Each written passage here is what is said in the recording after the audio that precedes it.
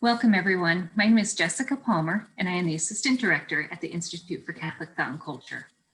As we begin this afternoon's Interreligious Dialogue Initiative event, I invite us all to respectfully acknowledge that our campus here in Seattle is on occupied Coast Salish land, specifically the homelands of the Duwamish people.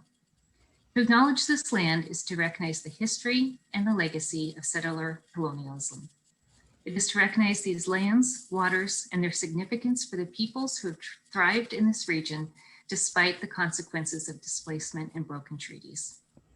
Let us take a moment to pause and pay our respects to Coast Salish elders, past and present, and to extend that respect to their descendants and to all Indigenous people.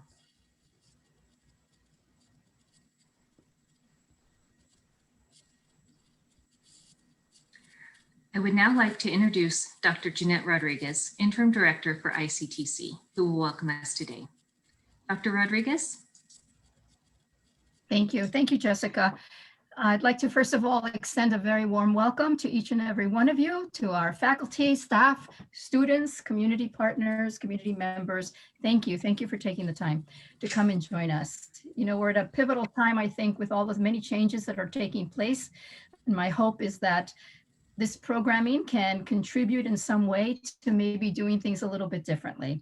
This winter quarter, our programming is around gospel nonviolence, active nonviolence, and nonviolent social change for the healing and transformation of ourselves and all our relations.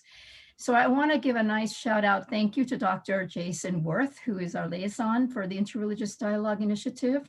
A very warm welcome and a thank you to Claude AnShin Thomas. Thank you so much for taking the time to be with us. So with that, I'm going to pass it on to Dr. Worth. So welcome, everyone. I'm Dr. Jason Worth. I teach philosophy at Seattle University. Am I okay? Everything okay? Yep. I teach philosophy at Seattle University. I'm also a Soto Zen priest. My Dharma name is Tetsu Zen. And it is my great honor and privilege this afternoon to introduce to you someone that I find a great and inspiring teacher and peacemaker, Claude AnShin Thomas. Many of you first knew him through his quite remarkable text at Hell's Gate, in which he recollects at 17 years old, having gone to Vietnam, and says, "My job in Vietnam was to kill people. By the time I was first injured in combat, 2 or 3 months into my tour, I had already been directly responsible for the deaths of several hundred people. And today, each day, I can still see many of their faces." He returned a hero on the outside, but really he returned a deeply traumatized person. And after years of instability, personally and professionally, he finally turned to the Buddha way, the Dharma way. And among his early teachers was Thich Nhat Hanh. Quite remarkable thing, since Thich Nhat Hanh, as you all know, is Vietnamese. And given his background, that was quite a challenging and moving teaching. And when he was in retreat, he talked to Thich Nhat Hanh's close friend and co-teacher, Sister Chan Kong, who told him, "If you blow up a house, then you build a house. If you blow up a bridge, then you build a bridge." AnShin was very troubled by that.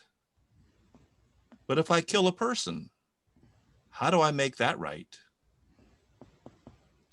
This became what I might call an animating koan for AnShin. In a way, we could say, what is the koan of his very name? What is the heart-mind of peace? How do you make our violent society right? For AnShin, this meant, and I quote, "I have to live myself into a new way of thinking." He went on to study with Bernie Glassman, received lay ordination or Jukai at Auschwitz, and later on Hiroshima Day, the 6th of August, 1995, was ordained a monk. Yet he also reflects, "I have come to feel that I was also ordained by all those who have died. I feel an intense responsibility to everyone who's ever died in war. in any war. And in his text, he speaks in this way of his path. I have decided to become a monk to celebrate life, not to hide from it. So I chose not to live in a monastery, but to live more consciously and visibly in the world. I chose to live as a wandering mendicant monk. I have taken vows not to work in the conventional sense, not to accumulate material possessions, and to wander. As a result, I spend 260 to 265 days per year traveling throughout the world, living a period of each year on pilgrimage, studying, accepting invitations to teach meditation, and also living homeless on the street. When teaching, I do not accept any compensation other than food, shelter, and transportation. While I do return for a period of time each year to a Zen center in the United States, I don't own this center or live there permanently. In my travels, I am in contact with many different spiritual communities, inviting them to meet together because all spiritual traditions tell us that we are not different, that we are interconnected, and that together we are powerful. Power is not arms to conquer. Power is arms to hold and comfort and work together for peace. And so as the head of the Interreligious Dialogue Initiative, I think this makes him especially auspicious, speaking both to the theme of our work together as a university community this quarter, and also to the work of the Interreligious Dialogue Initiative itself. I might say, yes, while our religions are not the same, it does not mean that they are therefore separate. They're interconnected, jewels on the great breathing web of being. As Anjen says, it seems that in this society we are conditioned to think that we are different from the homeless, the drug addicted, the murderers, the child molesters, but we are not different. We may not be any of these, but this does not mean that we are different. I am not you, but we are not different. Or, I am not different from you. As you suffer, I suffer. As you heal, I heal. Thank you very much for being here this afternoon. I appreciate it very much, and it's my happiness to present to you AnShin Thomas.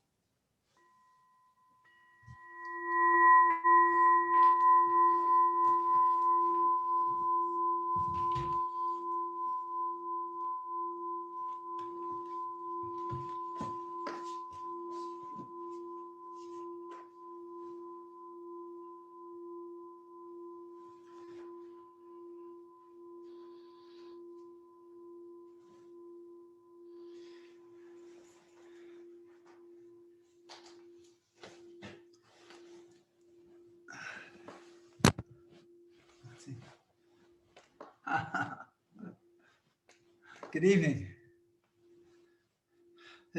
Actually, it's afternoon where you're at out there on the West Coast. I'm here in the Panhandle of Florida. It's 6 p.m. And for those of you dialing in from the East Coast, hi, Brad. Nice to see you out there. Let's see. Vicky Angio calling in from Chile. Nice to see you. It is now 7 p.m.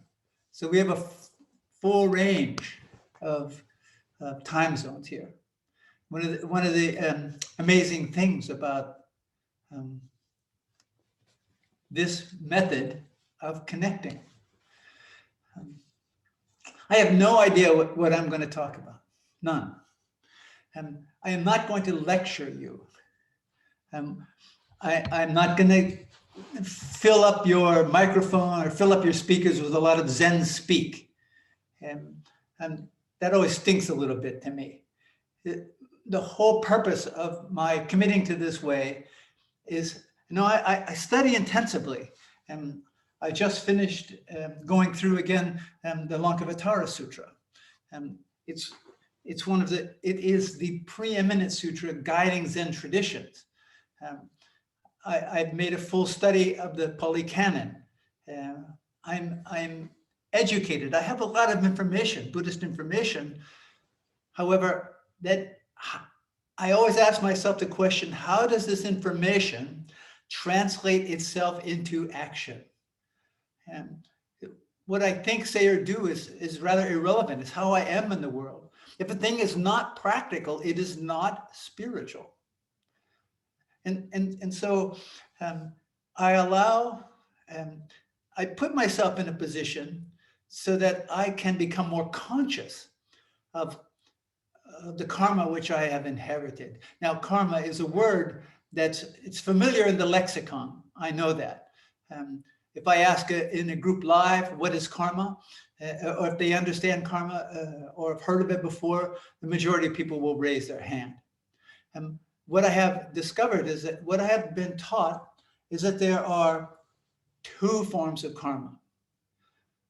Karma is the law of cause and effect. A lot of people interpret it literally as what I do comes back to me. If I do something negative, then something negative comes back to me. If I do something positive comes back to me. It's actually a very sort of superficial understanding of karma, not incorrect, but not in depth.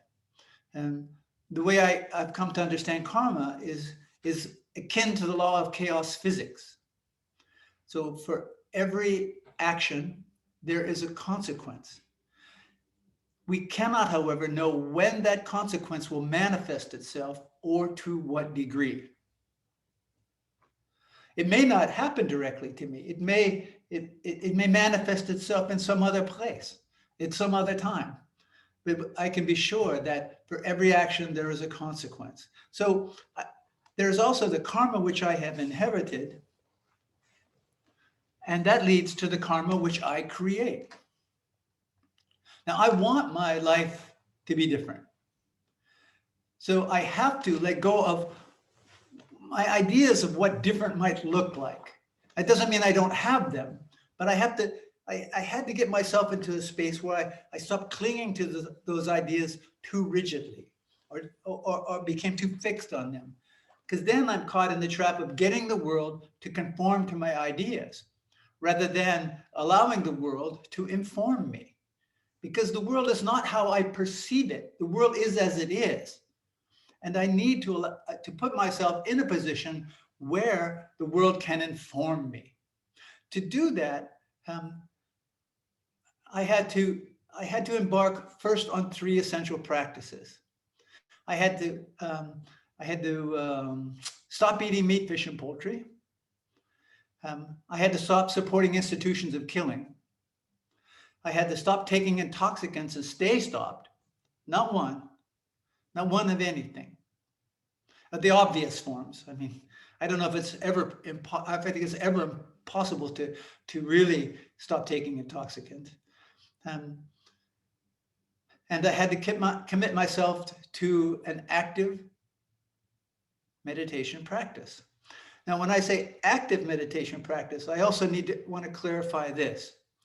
And what I have discovered is that a lot of people have the impression that meditation, they attach the notion of meditation to a particular form, that form being sitting in repose.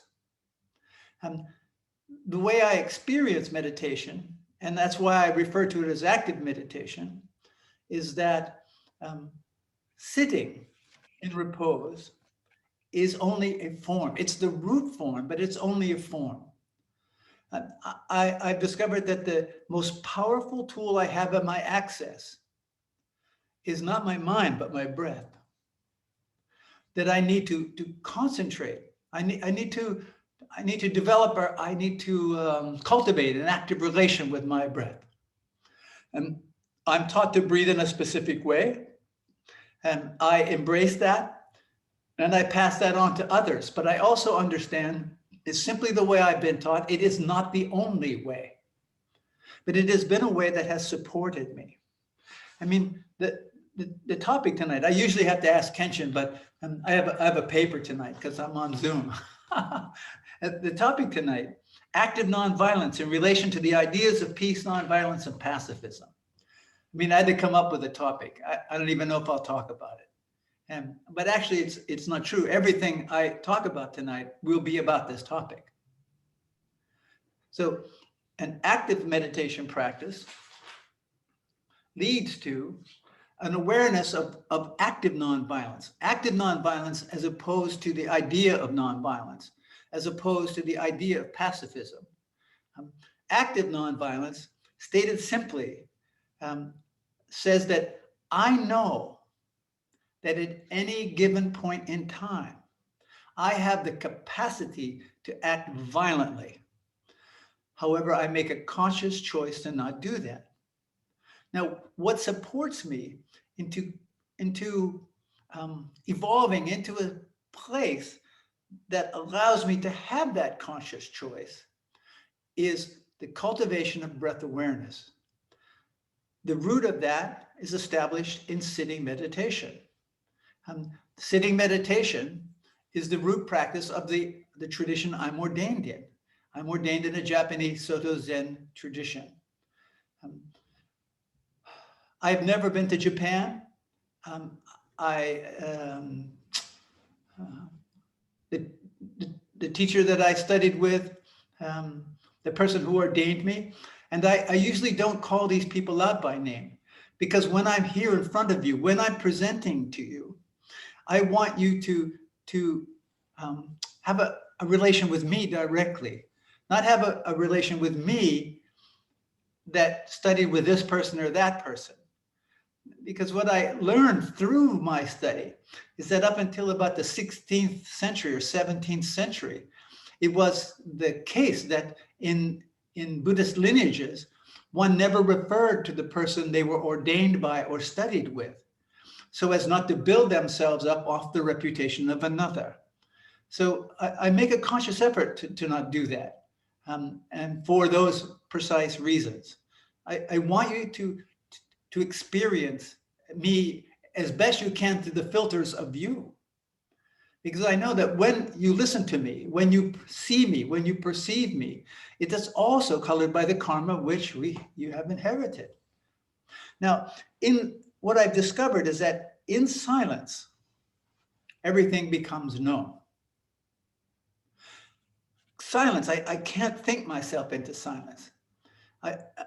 It's taken a long time for me to cultivate a relationship with silence. I remember when I first started sitting, it was announced in the introduction that I'm a combat soldier. I am a combat soldier, not I was. That doesn't mean that I have been involved in the fighting in Iraq or Iraq or Afghanistan. And what it does mean is that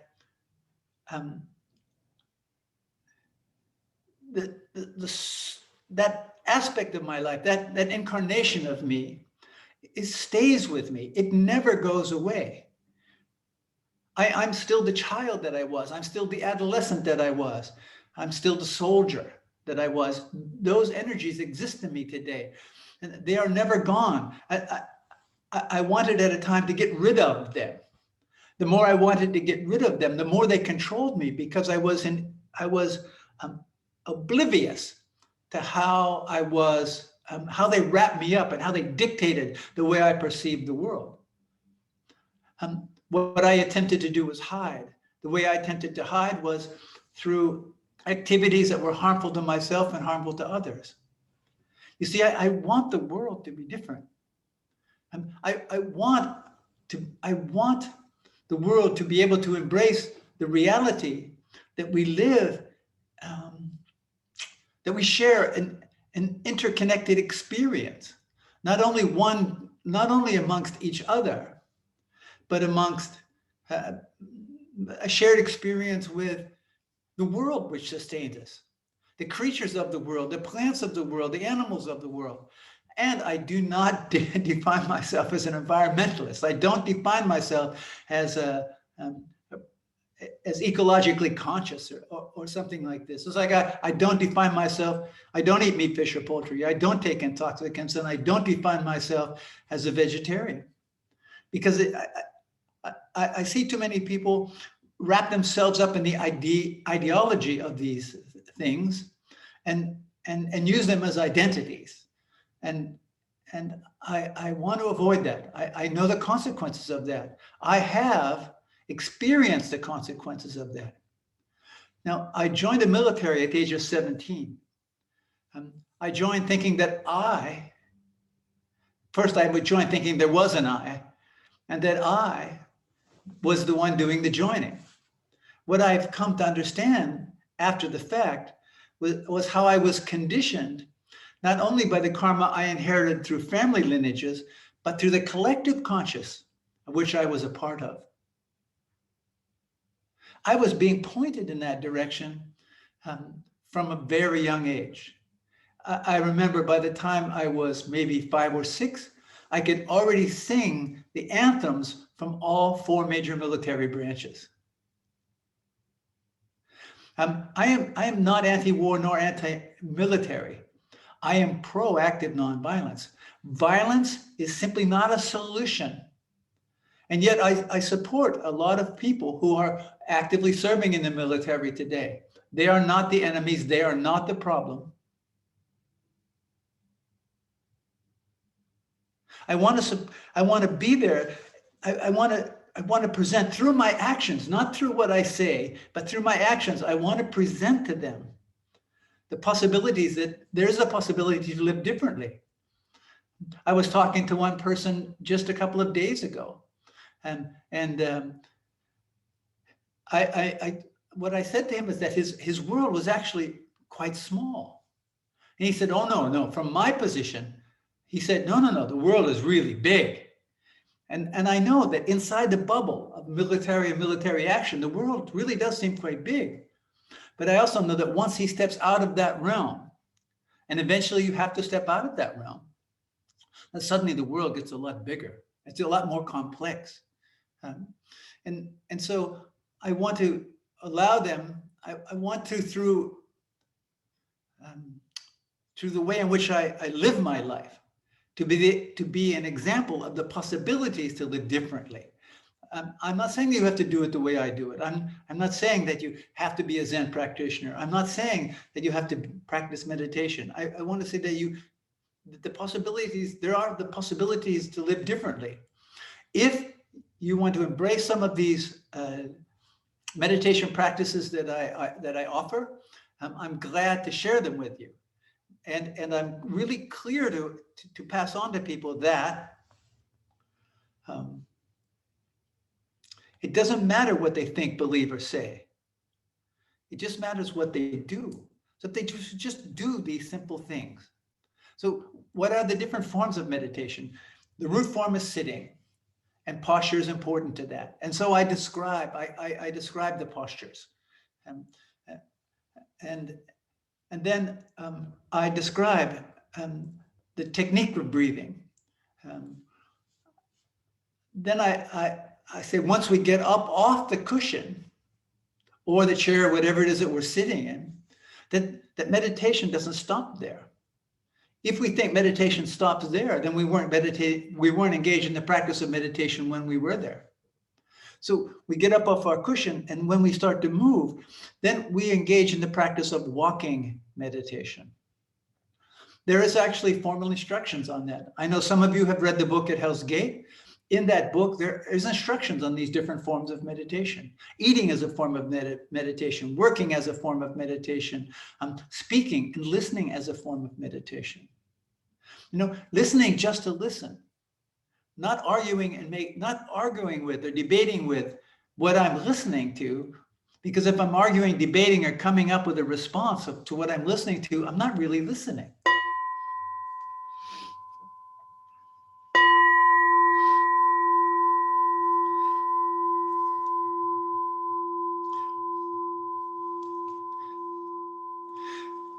Ordained in the lineage that I'm ordained in, I took great care to engage with the person who ordained me,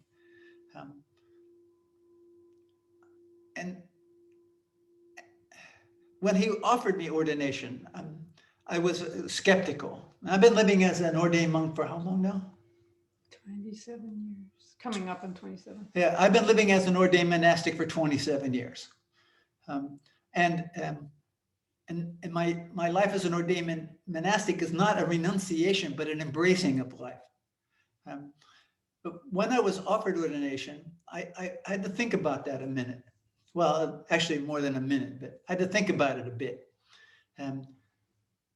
My first reaction when I was invited to become ordained, now at the time I wasn't ordained and I was a bit more street heavy than I am now, not so polished in my language, asked him what the F did he want from me. And he looked at me and he said, you know, I really don't want anything from you except to continue to practice meditation and do what you do. It was the right answer, but it wasn't entirely true. There was a lot more involved in it, but there was enough. He was good. He did it enough. So it got me to thinking about this. At the time I had really long blonde hair. It was thinning, but it was long and blonde, and I was sort of avoiding the fact that it was thinning. But I remember asking, so do I need to shave my head? And they said, well, of course. I said, I don't know, man. I was attached. See, the attachment, these simple things like hair, right? I did come to a place with that, as I was contemplating the offer, I was greeted by a number of different reflections. One of the reflections that I was greeted by regarding the shaving of the head was, one, I became aware of how attached I was to appearance. And the second thing I became aware of was that, oh, it's just hair. You know, if I shave it off and I don't like it, it grows back. Well, at least I hope it grows back. So that made that transition quite easy. Then I asked, in the tradition where I'm ordained, people don't generally wear their robes all the time, not generally.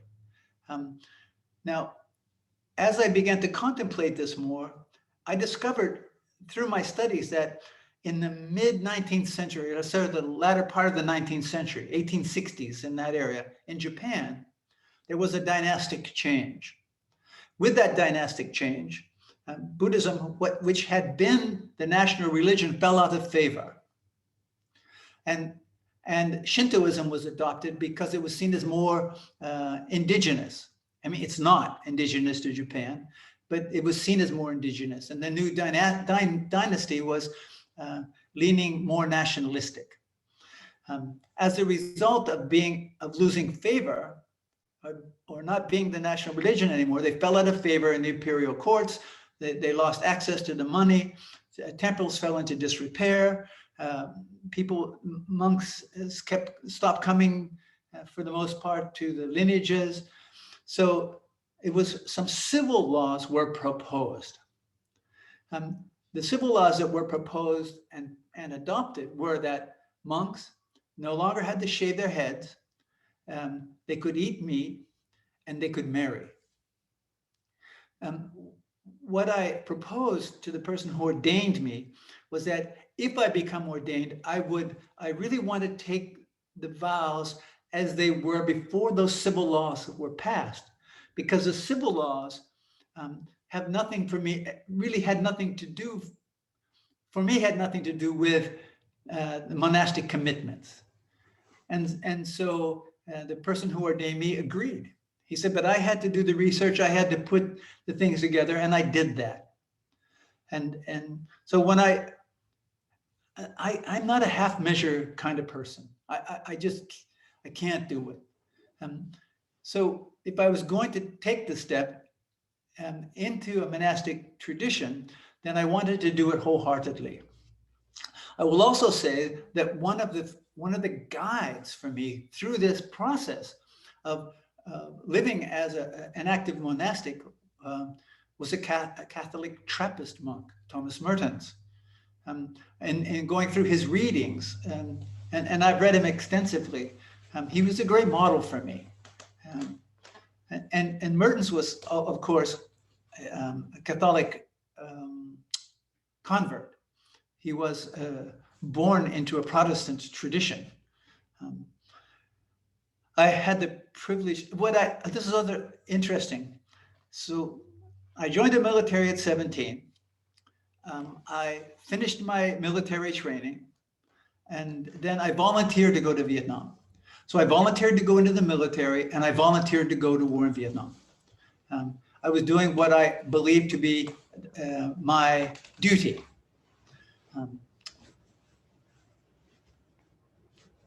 I went to Vietnam with a infantry specialty MOS, military occupational specialty MOS. And I was assigned to be a door gunner on a crew chief, a door gunner on a helicopter. I'd never seen a helicopter. I'd never been in one. I spent about a month and a half or 2 months as a door gunner in a UH-1D helicopter. And there was a shortage of crew chiefs, and I had a mechanical aptitude. They asked me if I wanted to change my military occupational specialty and become a crew chief, and I agreed. I had the opportunity to transfer out of that unit into an infantry unit, but I tell you, a month and a half into serving in an assault helicopter company, and I was hooked on the narcotic of war. War, this is a quote, Chris Hedges, I think is his name. War is a force that gives us meaning. It's a brilliant book. And it's Chris that wrote about the narcotic of war. And when I read that, I identified with it. I was so hooked into the adrenaline of it all. And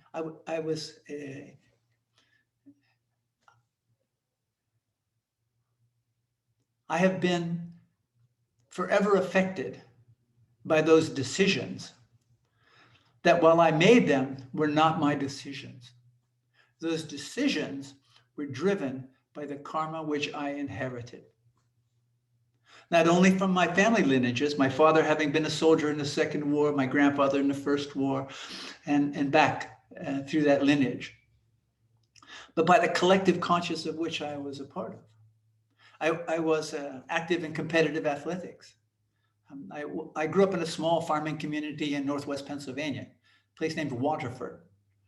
It's just south of Erie. I was a good athlete.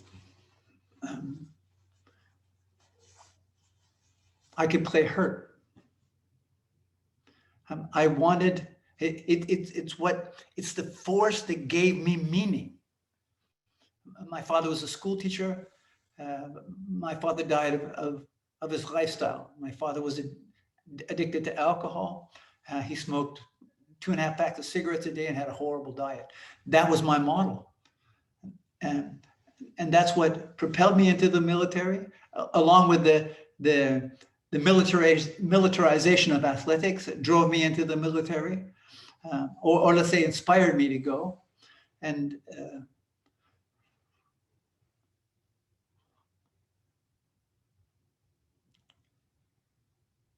I wanted my life to be different.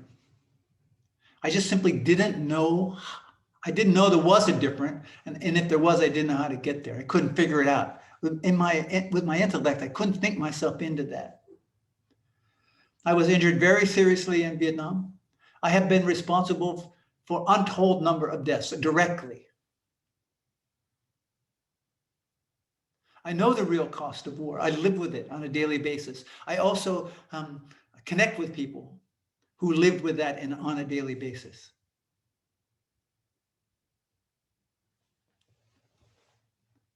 The real cost of war is inescapable.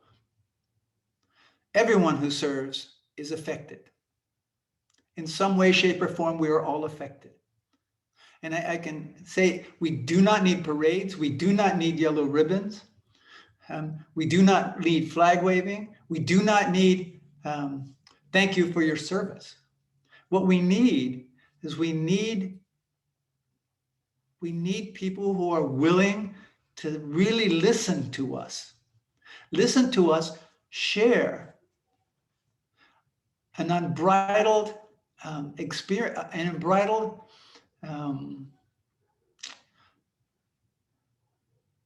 to share in an unbridled way our experiences, not just our experience in combat, but how that combat affected our lives after we came home, the war after the war. I'm as I mentioned earlier, I'm not anti-war. I'm not a peace advocate in a traditional sense of the word. Because when I came back from Vietnam, those people who were representative of the peace movement, for me, were just exhibiting another war movement.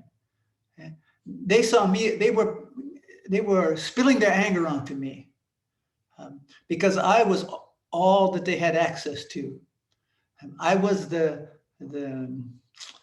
example of the decision making that thrust us into the war in Vietnam. And it's quite simple. I mean, it's quite the same today. If I want the world to be different, I need to live differently. The only way to live differently is to be willing to wake up to the suffering which I have inherited, not only through my family generations, but from the collective conscious I'm a part of. I remember I have had the privilege to speak a great deal publicly.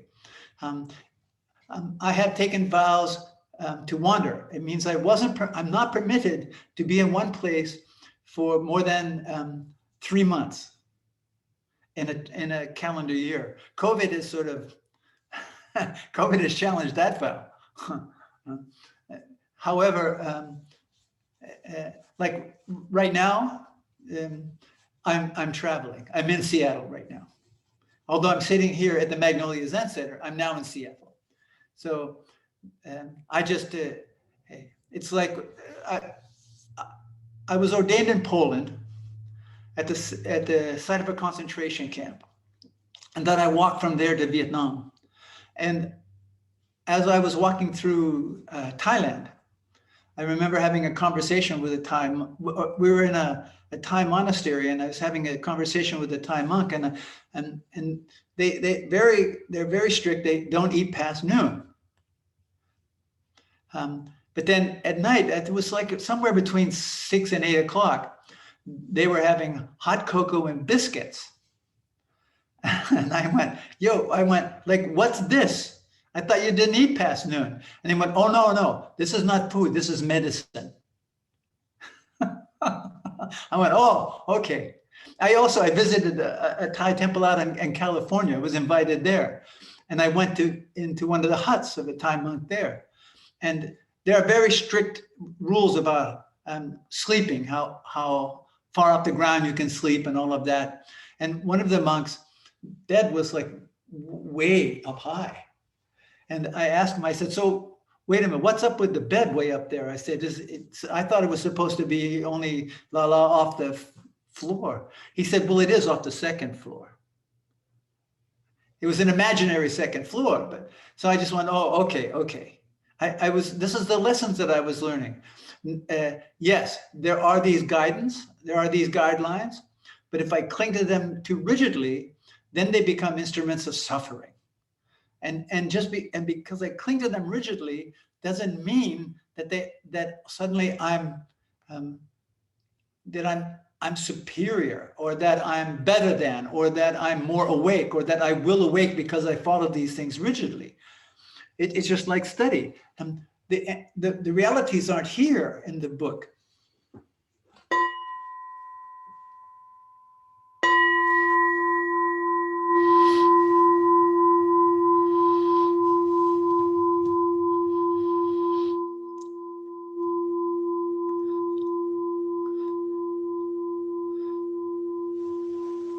The answers show themselves to me through an active meditation practice. And meditation isn't what I think it is. It's what shows itself to me through my commitment in as organic a way as possible to the vows which I have committed myself to. And I am fervently committed to these vows, not rigidly, but fervently. I don't hold them too rigidly. I allow them to sort of constantly refresh themselves. So I sit every morning. I connect with my breath. And what I've learned is it doesn't matter how long I sit. It matters the intention with which I bring myself to the place where I'm sitting. I really cultivate my breath. And I can share with you in all honesty that I have developed a relationship with my thoughts and my feelings that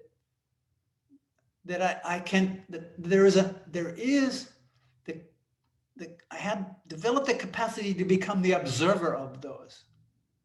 I can observe my thoughts. I can observe my feelings. I don't have to. I don't look at them as absolute facts. They don't decide for me. They don't drive me. I don't reject them. There are days, and I've experienced that through COVID times. There are days where I just hate myself. You know, I've murdered people. Your tax dollars. Most of you, some of you out there, I know at least one of you out there don't pay taxes. Your tax dollars paid my salary. You paid me to do that.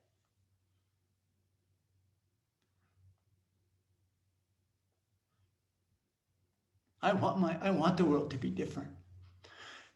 So the first monastery I studied in, I heard the proposition that the world and self aren't two things.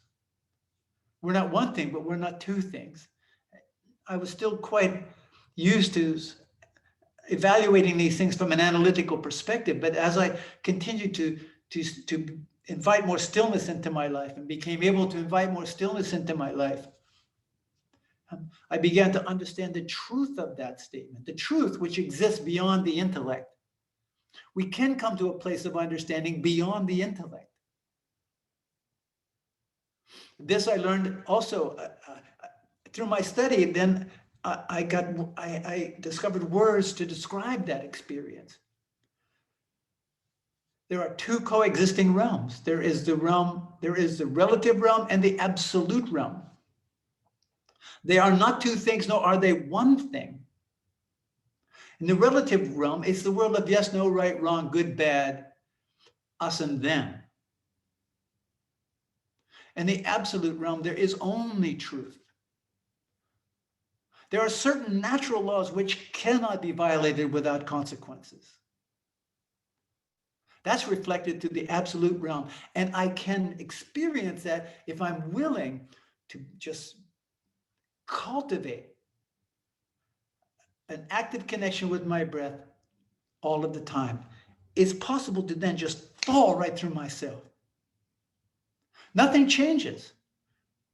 The leaves on the tree are still green, although I admit sometimes they look more green than others. I'm still of the nature to make mistakes. I'm still of the nature to spill my tea. It's not an experience that I suddenly transcend, that is super mundane. It's hard to describe. I can only point in the direction.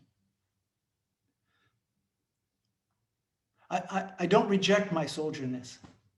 I studied and taught martial arts for 27 years. I don't reject that. All of these experiences inform my monastic practice. I came back from the war and I didn't know how to live at peace with my unpeacefulness. I left the military hospital with two primary addictions, narcotics and violence. They are not a good mix. I've been in and out of jail. I've been in and out of psychiatric institutes. And I am not, I gotta say I'm not crazy. Yeah, I lived homeless on the street for two years. I lived in an alleyway in an abandoned car between 6th Street and Liberty Street in Pittsburgh, Pennsylvania. And I thought that was luxurious accommodation. all of that is still a part of who I am. I am not other than that. I am not that. I am not other than that. All of that informs my relationship with the world today. Would I have wanted things to be different? It's a moot point. This is like this because that was like that. Now, as this is, the next will become. If there is a next. COVID has presented me with some incredible opportunities. It was an adjustment. I confess, it was an adjustment for me. I was used to traveling 260 days a year. Suddenly, that was gone. Well, in a sense, it was gone, but it's not gone. Every Thursday, we do a formal sitting here at the Magnolia Zen Center in Mary Esther, Florida. At 6 p.m. Central Time. Every Saturday morning, we do a formal sitting and recitations here at the Magnolia Zen Center in Mary Esther, Florida at 8 a.m. At 11 a.m. Central Time, I do an open session of questions and responses. And at 6 p.m. Central Time, I do a gathering with former soldiers or active duty, some. On Zoom. All on Zoom. Yes, all on Zoom. So I'm traveling. I mean, I'm going to Colombia, South America. I'm going to Chile. I'm going to Hungary. I'm going to Germany. I'm doing all the. I'm still traveling. I'm just traveling differently. And it took. But it was an adjustment for me, and it wasn't like, oh yeah, okay. It wasn't that smooth, easy. It was a little bumpy for me in the beginning. Recently, I was involved in I support the center here through my labor. They provide my attendant Kenshin and myself a place to live. They provide us food to eat, and I provide them labor. So I support the facilities here. And back in the second week of November, I was involved in a freak construction accident. My left hand was crushed and they had to amputate a third of my ring finger. And I've been involved in a healing process with that, and yet have never missed a beat. I've been present for every sitting, for every question and responses, for every veterans gathering.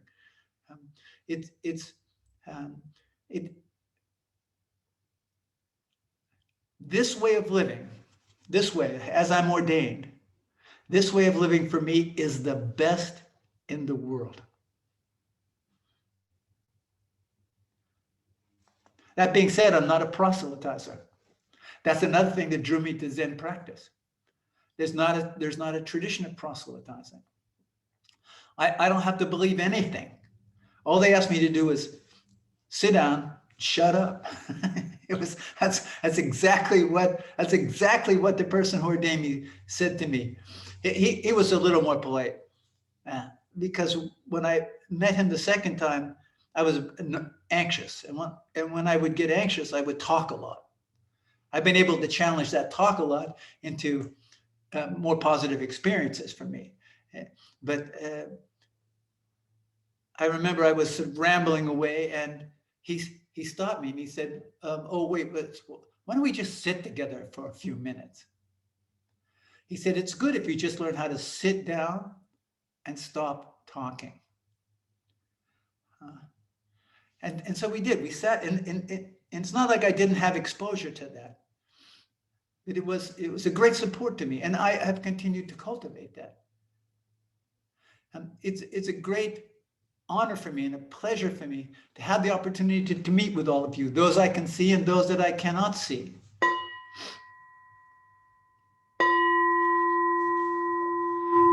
Oh, wow. I was just looking in the bottom right-hand corner of my screen, and I see that Elvis is attending the talk. That's amazing. I heard that somewhere, that Elvis wasn't dead. It's true. He's there. really, I want to thank. I have to pull up. I want to thank Jason Worth, Professor Worth, his ordained name Tetsuzen. I also want to thank the Jessica, who I've had primary contact with, and the director's what's that? Director is Dr. Rodriguez. Dr. Who? Rodriguez. Oh yeah, I Sure. wanted to thank also Dr. Rodriguez. Actually, I didn't know it was Dr. Rodriguez, which is nice. I just knew it was Jeanette. So I want to thank the staff from Seattle University for giving me this opportunity, because it's a precious opportunity. What will happen now is I will stop talking to you and I will open this up for questions. However, I want to put a frame around this. If you have a question to ask, Jessica will give instructions on how that will take place, or she's already done that. But please ask a question, don't make a statement. Keep it short and to the point. Please don't start any side conversations in the chat box. If you don't, I don't have any answers. I'll tell you up front. I will be willing to respond to your questions from a place of my own experience and from my rooting, from my my root in Zen practice. There isn't any question that can't be asked. I will not get involved in political discussions. If you don't agree with something that I've said and you would like to engage with me more, you can write to me. You can write to me at info@zalto.org. I don't know if I can put that in the chat box or not, but you're willing to write with me. I'm willing to set up a time to meet with you, and we can certainly talk about that point where we can maybe talk about the point where you disagree with me. But I'll tell you in advance, whatever your position is, it's already correct. I'm not going to argue with you. It's just not worth it. Because the moment I start arguing, I start creating us and them. People are perfectly willing, they're perfectly free to believe whatever they want to believe. Even though I might think it's not right, you can believe it anyway. No, that's a joke. I'm sorry. Anyway, questions? Thank you, Claude AnShin. That was a great presentation. You're welcome. Before we begin, I just going to offer some guidelines for how to ask a question. Ideally, the best thing to do is, if you're on a screen where you can see the participants button at the bottom, to push that and you'll see a little symbol of a hand raised. If you raise that hand, you'll move to the top of my participant list and I'll call on you. If you're on a device that's not easy to do, you can unmute yourself and you will also raise to the top of my list and I'll call on you that way. And finally, if you're in a situation where it's too loud and you don't want to unmute, Dr. Jason Worth is going to be helping me scan the videos and you can try and wave your hand and get his attention, and he'll also be calling on people. So it looks like we already have a few hands raised. So let's go ahead and start with Pazuhaka. Would you like to go? Sure. Thank you so much for your teachings and for your words. Yeah, really appreciated your teachings. My life has also always been at the intersection of Buddhist practice and nonviolence, so really appreciating your story and your path. And wondering if you could speak to the relationship between dukkha and social change, and how so much of the practice is about accepting things for what it is and not for what we want them to be, but we don't want injustice. And so, yeah, just curious about your thoughts on the relationship between those two things. I forgot to mention that when you ask your questions, please, like 12 words or less. Let's keep it short and to the point. First off, dukkha. For those of you who may not be familiar with Buddhist terminology, dukkha is another word for suffering. Now, suffering, I'll define my relationship with suffering. There was a period of time when I was speaking publicly, when I would open it up for questions, somebody would eventually raise their hand and say, and I would call on them and they would say, what's up with all you Buddhists? All you talk about is suffering. I don't want to suffer. I want to be happy. And I go, that is suffering. It's our attachment to the idea of happiness that creates suffering. Happiness is a byproduct of being willing to wake up to that conditioning I was talking about that was passed on to us. Now, Kazu, you said the relationship between suffering and Social change. what? Social change. Social change. You know, I'm cautious about any ideas. I mean, the society is constantly in the state of change. It's constantly changing. I have to be cautious that I don't have sort of fixed ideas about how that social change is supposed to look, what it's supposed to take, how it's supposed to happen, how it's supposed to evolve, but rather be the observer of what is actually happening and changing and being a good steward of that. My willingness to wake up to the suffering which I have inherited, which had me locked in fixed ideas about what social change was supposed to look like, or what the world was supposed to look like, or how other people were supposed to live. I mean, of course, that's one of the reasons I went to war, is because those people over there just weren't doing it right. So suffering gives rise to ideas of, if only things were different, then I wouldn't suffer. And so I encourage people,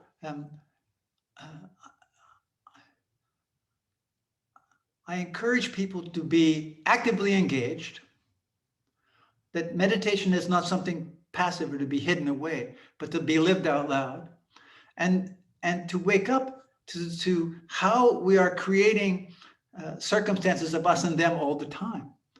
And so let go of ideas of what social change is supposed to look like, and become a steward, become the observer of what is happening, and become a steward of, okay, so what works for me and what doesn't work for me, and just live that out loud.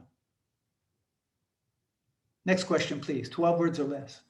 Yeah, I might give you 14. Steve, you're up. What's that now, Jessica? I Oh, asked Steve to go ahead and unmute. Yeah. Okay, Genjo. No, she called someone. Oh, she called someone. Oh, sorry. I got my ears over here. She's much more Let's attentive. see. I can. Hello, I'm a combat veteran, Vietnam infantry. Ah, Steve. I realized that sometime later, I had spent a whole year in fear. I wonder if you've run across that with other vets where they come to that realization, and I wonder what I'm supposed to do with it. I am this entire time in theater. In theater. Past war. Oh, yes. Or if you met other people like that, Well, let's see. what are you supposed to do with it? Well, I can tell you that there's nothing really to do with it. What I discovered, I was always involved in either attempting to get rid of how I was affected, the memories that I had, the feelings that I have. I say when I had the accident with my hand, I was transported to the hospital. Now, the area that I live in, there's like 7 military bases around here. Eglin Air Force Base is here, and they have active ranges, and they're bombing and shooting all the time, or sometimes more than others.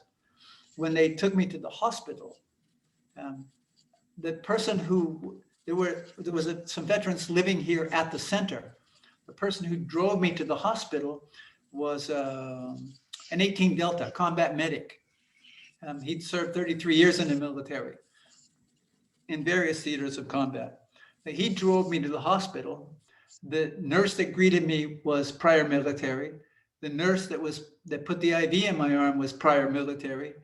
The anesthesiologist assistant was prior military. When they moved me from the gurney into the wheelchair to take me to X-ray, I felt the bullet I felt the bullet hit me in the back. I felt it. I live with this constantly. This practice that I pass on to others helps me to live at peace with my unpeacefulness. We have a group that meets every Sunday at 6 p.m. Central Standard Time, a group of veterans. You're welcome to join with us, Steve. We would be glad to have you there. There are a few of them here I saw in this meeting. Yes, John Ivins is a part of that group. Paul Martin is a part of that group. We are not alone. And we can learn to live at peace with our unpeacefulness. Yes, I'm still in theater, but I'm not really in theater. Next question. Yes, Genjo, go ahead.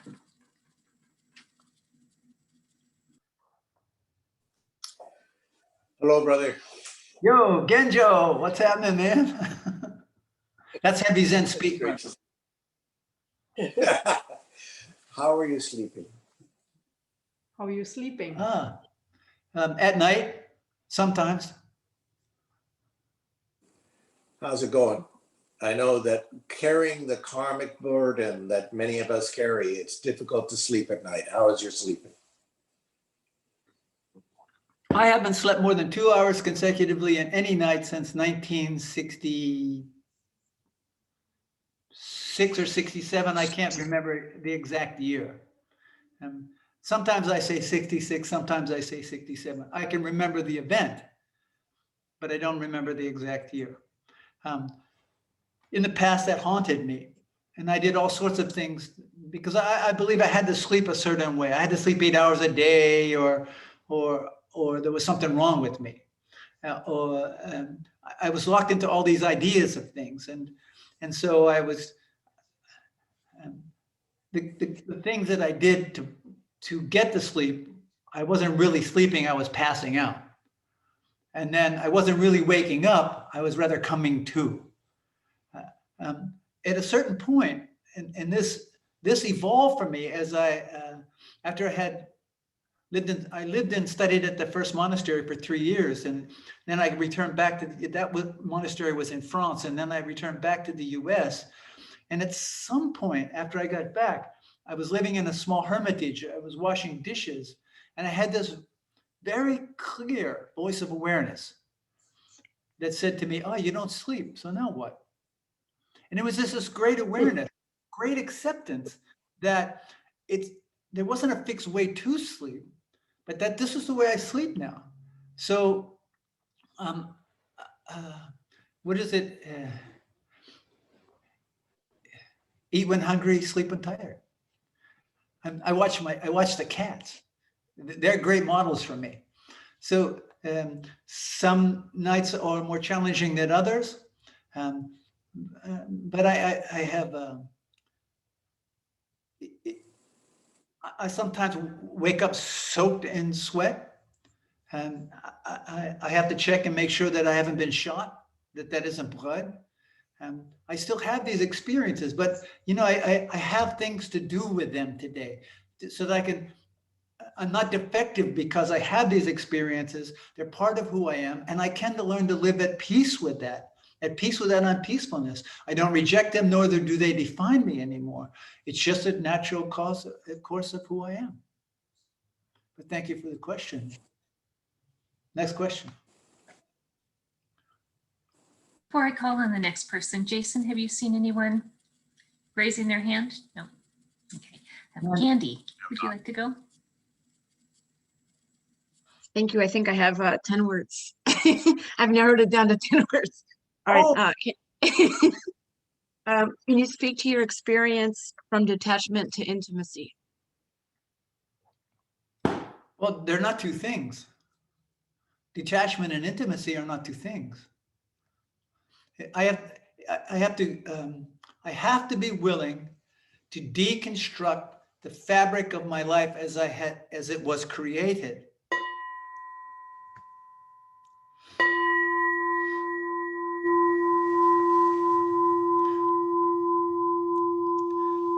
so that I can experience life as it's offering itself to me.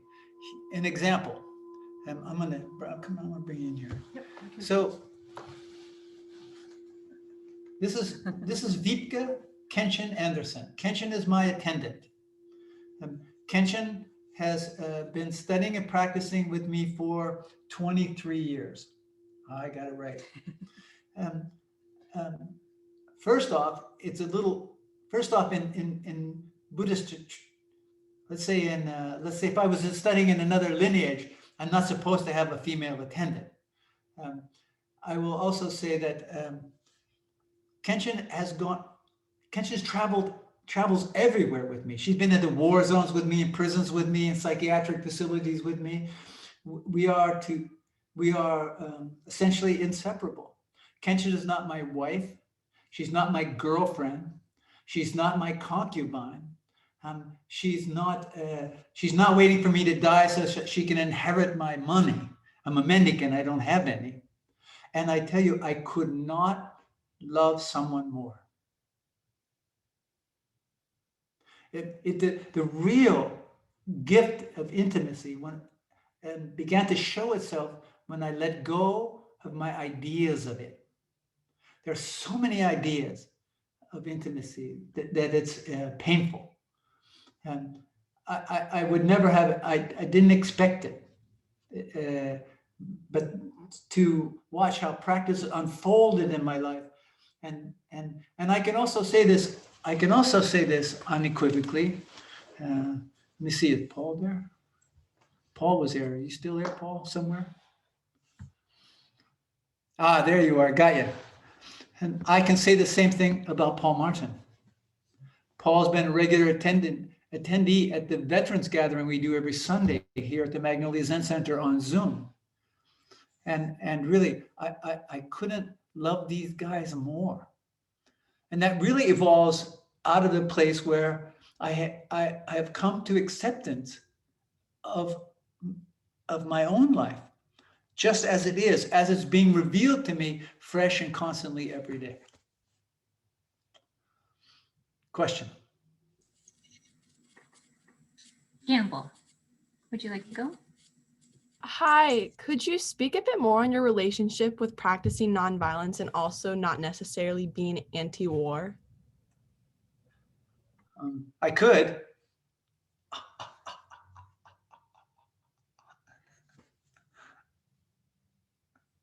May you speak on it? I love it. I love it when I do that. I can hear my dad or my mother. I can hear the English teacher doing that to me, and I go, "Oh man, come on." Yes, I would. Just so the question was active nonviolence. So ask the question again, please. May you speak a bit more on your relationship with practicing nonviolence while also not necessarily being anti-war? Yes, because I'm anti-war doesn't mean I'm pro-war. And really, if you attempt to sort that out intellectually, you might burn your brain. Practicing nonviolence. Active nonviolence means I have the capacity at any given point in time to act violently. I make a conscious choice not to. So I am not any different from the person who is being deployed to Afghanistan, who's being deployed to Iraq, who's being deployed to Africa, who's being deployed to the multiple places where people are being deployed where there is violence happening. I am not different from them. I know that I'm not different from them. If I see myself as different from the soldier, then I am actually a perpetrator of war. I'm trapped in the idea of nonviolence. I am not actually living the reality of that. Now, that being said, I am absolutely unwaveringly committed to not supporting institutions of war, violence, and suffering. But by being supportive of the individual, I am not necessarily supportive of the institution. So when they meet me, they know what my position is. They know who I am. and I do not see them as the other. That's true also. That can be applied in any number of other areas. Question? Miles, you're next. Yeah, I'm wondering how the practice of active nonviolence can apply to people currently experiencing violence, like in cases where their life may depend on responding with violence, such as citizens in war zones or people of color today. How does the practice of nonviolence apply to people who are currently living in violent situations, who actively use violence to sustain their life, like in war zones? Yeah. What I can say and what I say to, let's say, people who are living in a war zone or soldiers who are being deployed to a war zone, people who, let's say to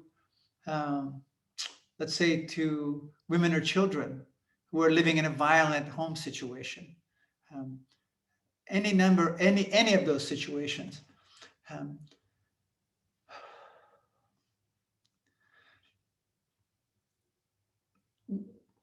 I was ordained in Poland. I walked to Vietnam when I walked through the Balkans when they were still fighting there. We were in what's now called Croatia, and there was an enclave in the eastern section of Croatia that was Serbian held, and they had. I met with some Croatian paramilitaries who were they were patrolling that border. I met with him. The guy was drunk. He was drunk. It was a drunk guy running around with loaded weapons. That's not a good mix.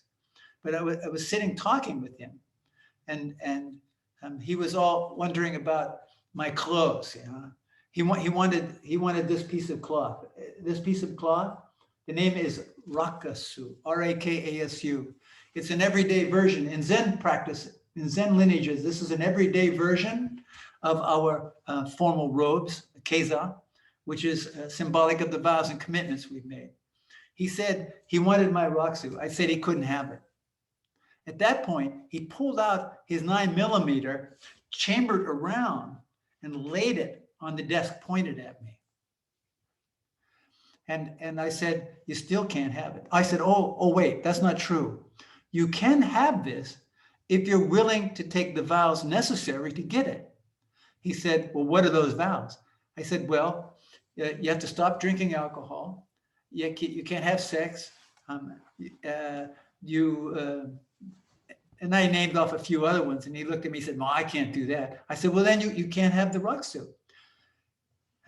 But I had a mala. It's some beads that were given to me. They are representative. I don't need to go into that. But I said, what I can do is I can give you this if you would like it. Because he said he wanted to give this as a gift to his girlfriend. I said, but you can give her this. But I said, but what you need to do, I said, I'll trade you my mala for the bullet that's in the chamber of your handgun. But I said, what you need to do is you need to take out the magazine.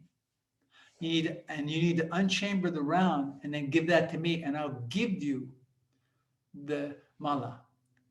He followed those instructions. I gave him the mala. And when he put the magazine back in his handgun, I told him, I said, don't forget the chamber round, because he was going out on the border. It doesn't mean that I support violence, but I'm not ignorant to the reality. I'm not going to be responsible for his death. Soldiers simply can't walk away from their combat situation without severe consequences. Some are willing to take those consequences, others aren't. My responsibility is to be clear about my position, let them know that the consequences of their actions will never go away, and that when they step away from that, I will be there for them. And I think that can be said for any number of circumstances where people find themselves trapped in violent circumstances. Really, violence only gets more violence. It's not a solution, even when it appears to be. Next question. Hannah, would you like to go next? Yeah, I had a question. Just if if someone is conditioned to acts of violence, for example, you had mentioned kids in a violent home, or maybe kids who are in a war zone, or someone who has quite literally been brainwashed into believing acts of violence are the only way to get out of a certain situation. Do you believe it is possible for them to kind of convert to this ideal of nonviolence? And if so, how do you think they can go about that? Nonviolence is not an idea, and one does not convert to it. For me, the truth of active nonviolence. I'm not talking about the idea of nonviolence. The truth of active nonviolence, and the truth of active nonviolence is not it's not new to me. It's not something that's generated just from me. And there have been other proponents of this reality. It's something that I grew into as I committed myself to wake up to my own suffering, by my burning desire to live differently, to understand that, yes, our conditioning, each and every one of us. First, I have to see that I'm not different from the people that you're speaking about. And secondly, I need to understand that as I heal also for them. So it's incumbent on me not to focus so much on the other, but rather focus on the other in me. So if I identify that in someone else, what part of my experience allows me to identify with that, and how do I work with that in a more conscious way? That's why it's important in spiritual practice that I have a community of like-minded people that is supported by an authentic teacher or guide. And part of that spiritual practice is in quiet reflection. And the point was, if you think that like child soldiers can make that transition. And child soldiers can make that transition. I do know them. In fact, I have worked with child soldiers in Colombia.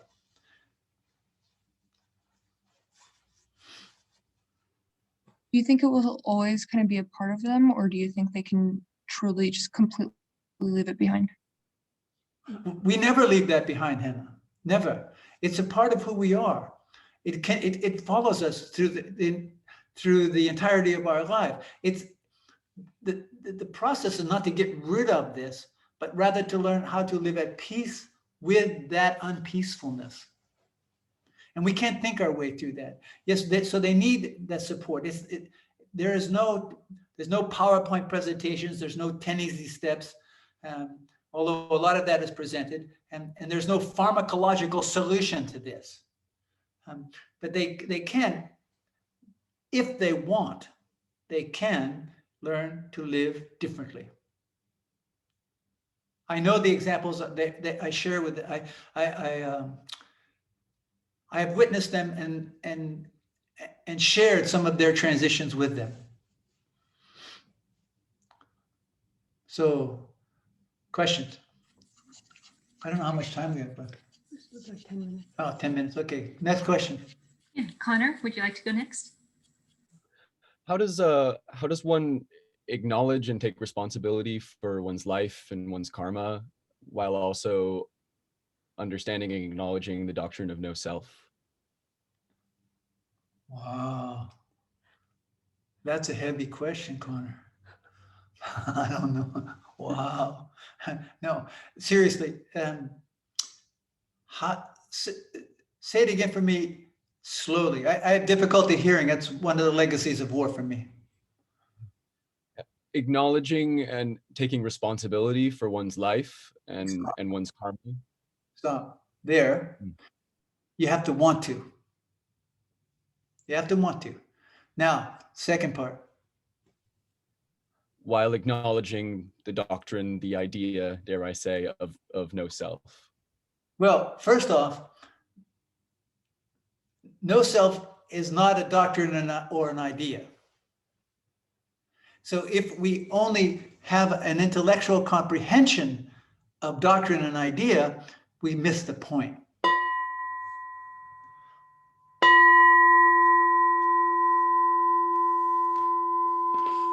So while these books are important,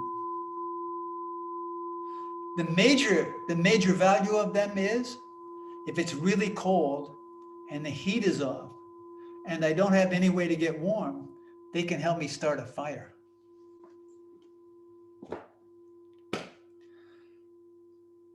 Last question. Shudo, would you like to go next? Thank you for your teaching. Shudo. Active nonviolence is a dangerous activity. Walking is a dangerous activity. And in Japanese, the word for practice and walking is the same. The kanji is the same. Would you say a few words about how your practice of walking shaped your practice of active nonviolence? I don't know if, thank you for the question, Shudo. I don't know that walking informed my practice of active nonviolence. I actually didn't find, for those of you who don't know so much about me, a primary aspect of my practice has been pilgrimage. So I have walked about 45,000 miles around the world. Kenshin has walked 40,000 miles of that with me. I have walked Yonkers, New York to San Francisco. I walked the entire US-Mexican border. I walked from Poland to Vietnam. And I walked the border between Switzerland and Italy. And I walked from Budapest in Hungary to Bergen-Belsen. It's a former concentration camp in the northwest part of Germany. It was the trail that was it paralleled the trail that was where the Jews who were rounded up in Hungary were force marched from camp to camp to camp towards the end of the war. I don't know that informed my practice of active nonviolence as much as it supported me coming to a more conscious awareness of the roots of war and violence in me. And that's what I am ever so thankful for about the experiences that I have had, to wake up to the roots of war and violence in me. If anyone out there in that audience think they are devoid of the roots of war, violence, and suffering, you are deluded. We all possess the roots of war, violence, and suffering. We simply need to be willing to wake up to what they are and how they manifest themselves in our lives and therefore in the world. The moment we see us and them, the moment we start dividing the world up into ideological groups, we are practicing the art of war. So please be cautious about how you think. Active nonviolence, it first came to me. I stopped eating meat, fish, and poultry 40 years ago. But the reason I stopped wasn't for the same reasons I do it now. It's like I was hanging out with the hippie group and doing the kind of things we did, and there were some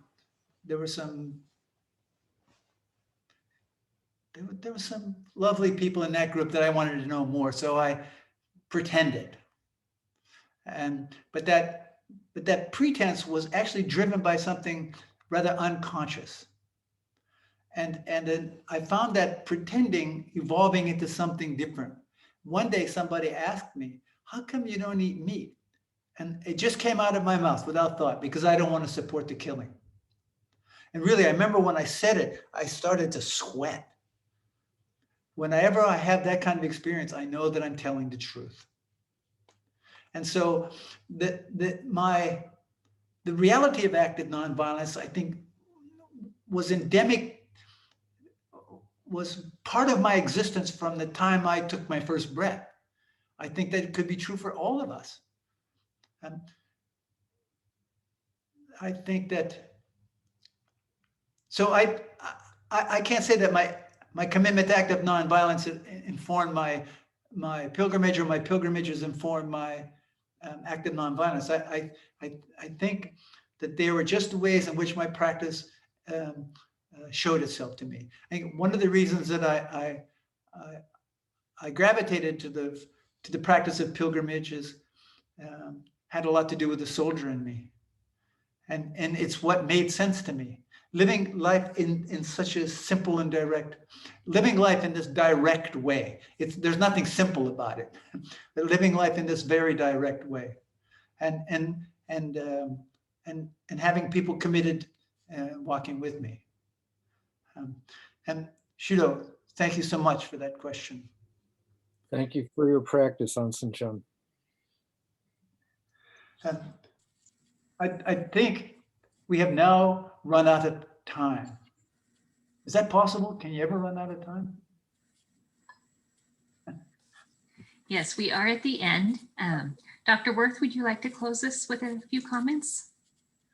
I would like to express my deep gratitude to Anjen Sama for clarifying the Buddha way, and clarifying our shared mind, and for returning us in a very deep way to original community.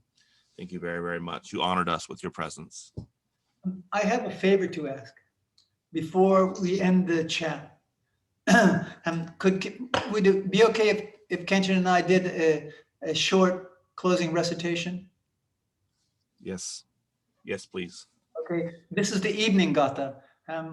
We recite this. We recite this every Thursday and after every session on Sunday. I will use clappers. I won't use them sharply. If any of you have a startle reaction, I won't use them too sharp, and I will telegraph that it's coming, because I know it sometimes can startle people.